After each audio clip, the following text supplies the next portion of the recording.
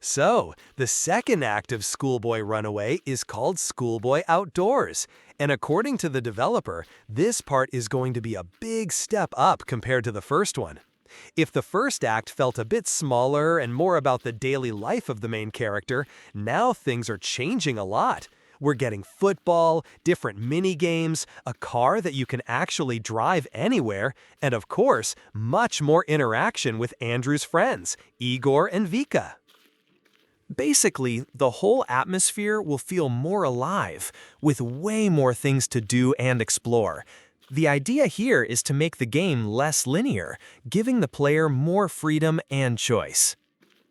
Another cool detail, the developer said that the game world will technically be infinite. What that means is, if you keep driving or walking in one direction, eventually you'll end up looping back, as if the world is a small round planet.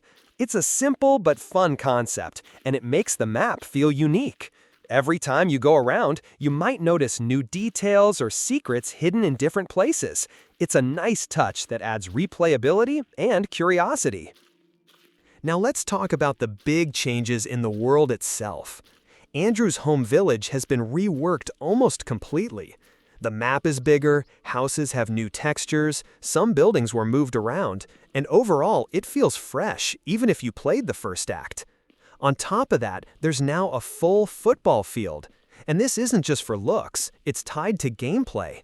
There will be football-related mini-games, challenges, and maybe even story events. Then, of course, we have the car. This is one of the biggest additions. You can drive it anywhere on the map, opening up new ways to explore. But you'll also need to be careful. The developer mentioned that crashing the car can actually lead to a bad ending. So driving isn't just fun, it's risky too. Speaking of characters, Igor and Vika are no longer just background figures. In this act, they're fully active, with their own quests and dialogues. Interacting with them will play a much bigger role in how the story unfolds. On top of that, new characters are being introduced, like neighbors. You'll be able to talk to them, help them, or even mess with them if you want. Every choice will change the experience, which makes the game world feel more alive. And here's something really interesting. That creepy fisherman from the lake in the first act, he's back, and this time he's dangerous. According to the developer, in some scenarios, he can kidnap Andrew, turning the game into a survival situation where you have to figure out how to escape. This adds a horror element that wasn't really in the first act, and it makes the second act feel way less predictable. Honestly, this twist alone sounds pretty exciting. Achievements are also being added. You'll be able to unlock them for finishing different endings, completing quests for characters, or even winning minigames. It's another reason to explore everything and try different approaches, because not all achievements will be obvious. Some will require specific actions, so it's going to be fun for completionists. The interactions themselves are also getting deeper. For example, Igor might ask you to pump up a football, or Vika might want ice cream. These small tasks give the game a sense of everyday life, but at the same time, they matter.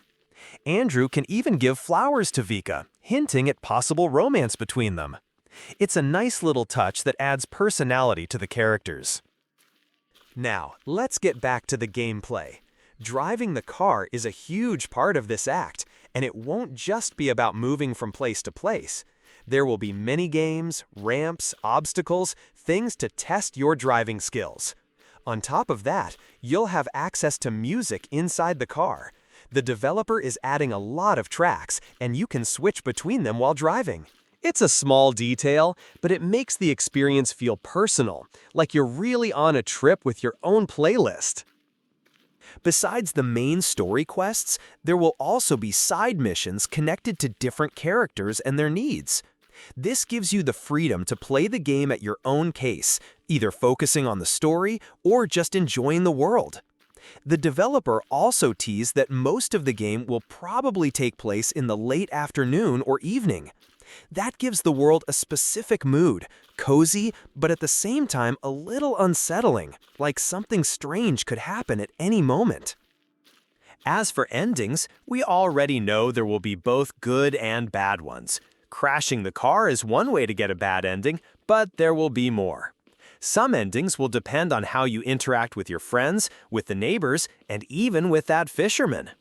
The good ending will likely require careful choices and helping your friends, while bad endings might come from mistakes or ignoring certain quests. This setup makes the game very replayable since you'll want to discover every possible outcome. Overall, Schoolboy Outdoors looks like a much bigger and more exciting experience than the first act. A larger world, more mechanics, more characters, more choices. Everything feels upgraded. And while the developer is still working on it alone, with lots of details still unfinished, the potential here is huge. It's clearly a passion project, and it's shaping up to be something special. As for the game's release date, at the moment, no one knows the exact date for Schoolboy Outdoors. There are only assumptions that the game will be released next September. Moreover, judging by some of the developer's recent actions, I personally believe that the game will be released in September or October. And when the game finally releases, I'll be covering it on my channel in full detail. I'll show all the endings, every secret, every piece of dialogue, all the achievements, and basically everything the game has to offer. If you're curious about this project, make sure to stick around because there's going to be a lot of content on Schoolboy Outdoors once it's out.